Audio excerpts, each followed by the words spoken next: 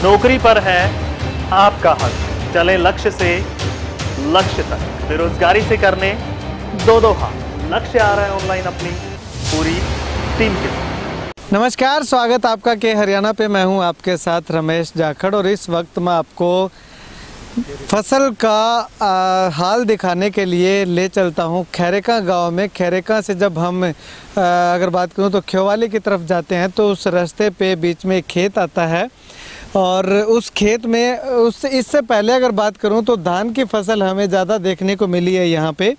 और आपको दिखा दूं कि क्योंकि मैंने आपको अलग अलग इलाके में जाकर के दिखाया है कि फसलें किस कदर ख़राब होती जा रही हैं। पूरे लगभग इलाकों में, चाहे वो ऐलनाबाद की बात करें, डबवाली की बात करें, फतेहाबाद की बात करें, हिसार की बात करें, या फिर जहाँ पे भी मैं गया हूँ उस इलाके की बात करें तो हमें ऐसी ही तस्वीरें देखने को मिली है जैसी तस्वीर आप यहाँ पे खैरेका गांव में इस नरमे की देख रहे हैं कि ये नरमे की जो फसल है इसके बीच से जो फसल है वो लगातार ख़राब हुई है। और ऐसी ही तस्वीर हमें एक जगह और देखने को मिली थी कि एक फसल जो ख़राब हो गई, दूसरी साइड अगर मैं आपको नरमे की थोड़ी फसल इधर दूसरे एकड़ में दिखाना चाहूँ तो वहाँ पे आपको कुछ बाहर से जब देखते हैं तो ये नरमे की फसल जो है ठीक ठाक दिखाई देती है, लेकिन इसके अंदर जाकर के देखेंगे तो मंजर यही होगा जैसा कि मैंने आपको इससे पहले की तस्वीरों में दिखाया था। इसके साथ साथ अगर बात करूं तो एक तरफ और मैं आपको इधर दिखाना चाहूँगा। अभी जो पीछे बारिश हुई है, बहुत ज़्यादा बारिश हुई थी इस इलाके में, उस बारिश के कारण नरमे की फसल ख़राब भी हो गई और नीचे भी गिर गई। क्योंकि नरमे की अगर पौधे की बात करूं तो हाइट 6 फीट के लगभग यहाँ पे चली गई थी। 6 फीट तक बता रहे हैं किसान की इसकी हाइट थी, लेकिन हवा चली और बारिश आई। ज़्यादा बारिश के कारण जो जड़ है पौधे की वो अपने आप को मेंटेन नहीं रख पाई और हवा चलते ही ये जो पौधे हैं सारे के सारे नीचे गिर गए। तो इससे भी काफ़ी नुकसान, जो फूल गुड्डी उस पर लगे हुए थे उसको लेकर के भी काफ़ी नुकसान फसल में हुआ है। अब अगर बात करूं तो ये बीमारी अगर ना आती तो उसके बीमारी ना आने से पहले भी अगर ना आती तो भी किसानों को काफ़ी नुकसान होता, क्योंकि बारिश इतनी ज़्यादा आई थी और जो फसलें नीचे गिर गई थी वो फसलें भी काफ़ी प्रभावित इस बारिश से हुई हैं। चलिए यहाँ पे किसान कुछ मेरे साथ मौजूद है। भाई साहब क्या नाम है? मेरा नाम है जी सुभाष डागर है। सुभाष जी, अगर बात करें तो कितना आपके इलाके में कितना नुकसान हुआ? हमारे इलाके में लगभग जी 20-30 पैसे बचे, 80 पैसे के आसपास नुकसान हो गया। 70-80% हाँ, नुकसान हो गया जी। अच्छा, तो आपके इलाके में ज़्यादा तो धान की बिजाई हो रखी है ना?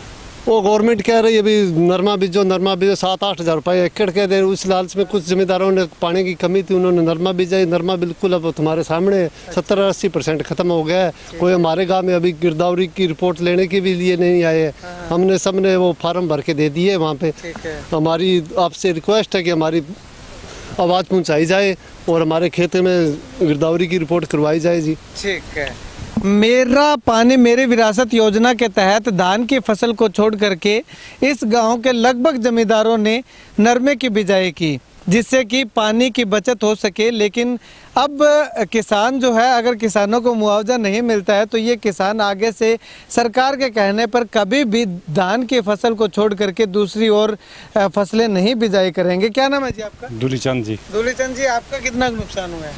100% जी। 100%? पानी भरा रहा जी 4-5 दिन बारिश ज़्यादा आने से, और नरमा सूख गया जी। अच्छा, नरमा सूख। हाँ जी। तो आप पहले धान लगाते थे? हाँ, धान भी लगाते जी। अच्छा, इस बार नहीं लगाया आपने? इस बार ये स्कीम आ रही है ना, भी धान छोड़ो नरमा लाओ। अच्छा। 7,000 रुपये एकड़ के देंगे। ठीक है। उस हिसाब से आधा किया जी। ठीक है। तो धान नहीं लगाने का कितना बेनिफिट आपको हुआ है? बेनिफिट क्या जी, नुकसान हुआ है। हाँ, कितना के जी? 100 का 100 हो गया जी, कुछ ही को नहीं। हाँ, अगर धान होता तो कितनी आपकी फसल हो जाती? धान होता तो फसल हो जाती जी, मान लो 70-80 मन। अच्छा, 70-80 मन। हाँ, ठीक है। 30 क्विंटल के आसपास है धान।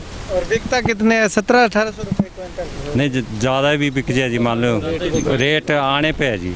अच्छा, यानी मौके पे 1700-1800 तो? हाँ, 2000 के लगभग है जी। 2000 के लगभग। हाँ, ठीक है। चलिए, कुछ युवा किसान मेरे साथ मौजूद है। भाई साहब क्या कहना चाहेंगे? बेनिफिट क्या मिला है जी इसका?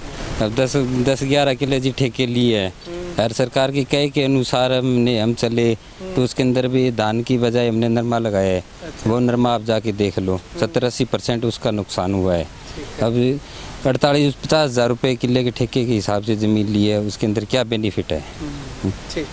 ये तो सरकार को सोचना चाहिए, नहीं भी जमींदारों को इतने क्यों उनके ऊपर प्रेशर डाल रही है? जो जिस हिसाब से जमींदार खेती करें उनके हिसाब से करने दो ना उनको। आप धान की खेती छोड़कर नरमे की खेती करें, तो इसी तहत हमने नरमे की तरफ रुख अपनाया अपना। तो इस बार नरमा की बिजाई ज़्यादा करी है, तो अब पानी भरने की वजह से सारा नरमा ख़राब हो चुका है जी। तो हमारी सरकार से यही आग्रह है कि बीमा कंपनियों के तहत जो हमारा फसल प्रीमियम हमने करवाया है उससे हमें मुआवजा दिया जाए। यही हमारा कहना है जी सरकार से। चलिए, शुक्रिया सर बातचीत के लिए। तो यहाँ पे आपको बता दूं कि मेरा पानी मेरी विरासत योजना का शुभारंभ करते ही शुरुआत से पहले इसका विरोध होना शुरू हो गया था, लेकिन फिर भी कुछ किसानों ने सरकार का साथ दिया और इस मुहिम के तहत धान की फसल नहीं लगा करके नरमे की बिजाई की। लेकिन अब उन इलाकों में नरमे की फसल के अगर हालात देखते हैं तो वो किसान अपना माथा पकड़ के ज़ोर ज़ोर से रो रहे हैं, चीख रहे हैं, चिल्ला रहे हैं कि इससे अच्छा तो अगर वो धान की बिजाई कर लेते, सरकार की इस लॉलीपॉप में ना आते, तो आज उनको इस तरह से नुकसान का सामना नहीं करना पड़ता। धान वाला जो एरिया है उस इलाके में ज़मीन जो है वो 50,000 रुपये प्रति एकड़ के हिसाब से लीज पे मिलती है। 50,000 रुपये प्रति एकड़ के हिसाब से उन्होंने लिया है। 20,000 रुपये प्रति एकड़ के हिसाब से उसमें ट्रीटमेंट है अपनी फसल को बचाने के लिए किया है, या बिजाई से लेकर के अब तक खर्चा उनका लग चुका है। 70,000 रुपये प्रति एकड़ के हिसाब से किसान अब तक अपनी जेब से भरे हुए बैठा है।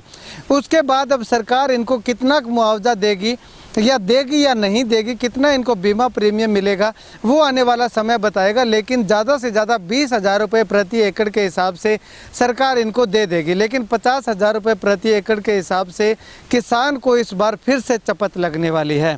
अब अगर बात करूं तो अगर ये किसान मेरा पानी मेरी विरासत योजना के तहत नरमे की फसल ना उगाते तो इनको उल्टा 2 से 2.5 लाख रुपए का बेनिफिट होता। तो ऐसे में किसान जो है इस बार जो सरकार की इस योजना के तहत आकर के अगर सरकार इनको कुछ नहीं देती तो आने वाले समय में इन किसानों का कहना है कि ये सरकार के मेरे पानी मेरे विरासत योजना का हर संभव विरोध करेंगे और किसी को भी नरमे की फसल लगाने से रोकने का प्रयास करेंगे।